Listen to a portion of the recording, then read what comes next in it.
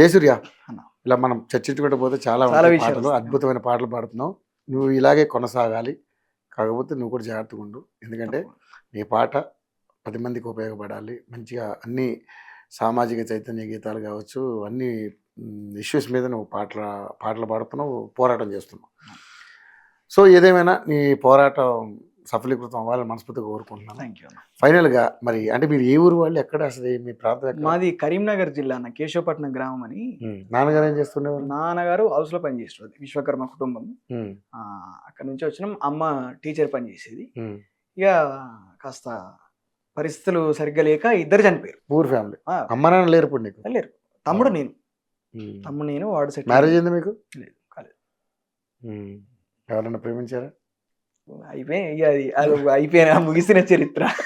అది అయిపోయిన చరిత్ర, జరిగింది అయిపోయింది. ఫెయిల్యూర్ ఏం కాదు. అంటే ఈ విషయం గురించి ఇంతకు ముందు ఎప్పుడు మాట్లాడలేదన్న. చెప్పొచ్చు. చాలా మంచి అమ్మాయి. నిజానికి నా అసమర్థత నేను వదులుకున్నా. అంటే ఇద్దరం చాలా సిన్సియర్గా ప్రేమించుకున్నాం. కాకపోతే వాళ్ళ ఇంట్లో సంబంధాలు చూసిండ్రు. వాళ్ళు కొంచెం ప్రెజర్ చేస్తారు కదా. సో అమ్మాయి ఇట్లా చూస్తున్నారు. చాలా గొప్ప ఆలోచనలు వెళ్ళి మెచ్యూరిటీ, వెల్ మెచ్యూర్డ్, మంచి ఆలోచనలు, చాలా మంచి చదువుతుంది కూడా.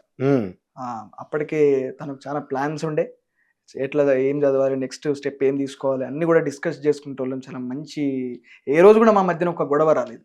అంత మంచిగా ఉన్నాం. అంత మెచ్యూర్డ్ ఉన్న సందర్భంలో ఫైనాన్షియల్ సిచ్యువేషన్ నాకు చాలా దారుణంగా ఉండే. అప్పటికే అమ్మ నాన్న కోల్పోయారు.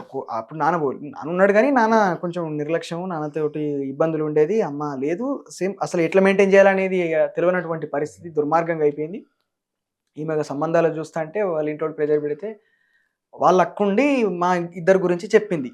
అయ్యో సంబంధాలు ఇట్లా చూస్తే ఎట్లా అని చెప్పుడుతోటే వాళ్ళు, మేము ఆత్మహత్య చేసుకుని చచ్చిపోతాం మీరు ఇట్లాంటి కథలు పెడితే అని చెప్పి వాళ్ళు అనడం.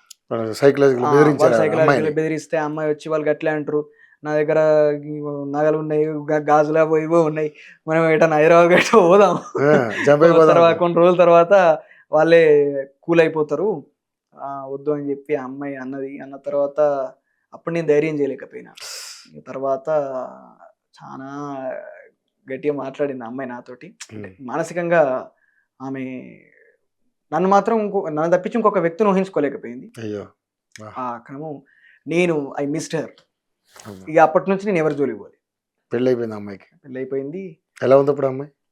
బాగుంది. అంటే నేను తర్వాత పెళ్ళైన తర్వాత నా వల్ల ఎటువంటి ఇబ్బంది ఉండదు అని చెప్పి అసలు కాంటాక్ట్ లో లేను. కాకపోతే బయట మిగతా ఫ్రెండ్స్ వాళ్ళతోటి. మీ ఊరేనా? కాదు, వేరే ఊరా? College friends. సో ఏదేమైనా నీ జీవితంలో తల్లిదండ్రులు కోల్పోయావు, ప్రేమించిన ప్రేయస్ని కోల్పోయావు. ఏం మిగిలింది జయసూర్య నీకు? నాకంటే గొప్ప కోల్పోయిన వాళ్ళు చాలా ఉన్నారు కదా. వాళ్ళ కోసం ఏదో ఒకటి చేయడం మిగిలింది. ఆ బాధ్యత మీరు తీసుకోవాలి. ఓకే, ఇప్పుడు ఫైనాన్షియల్ గా పర్లేదా? నా మందం నాకు 4 ఏళ్ళు నోట్లకు ఇవ్వడానికి అయితే పర్లేదు. ఏం లేదు, భూమి కూడా, ఇల్లు కానీ ప్లస్ లేదు మైనస్ లేదు, నడుస్తుంది. మైనస్ అయితే లేదు, అట్లా ప్లస్ లేదు. ఆ పూట మందం ఎప్పటి చిప్పా పడేదాన్ని.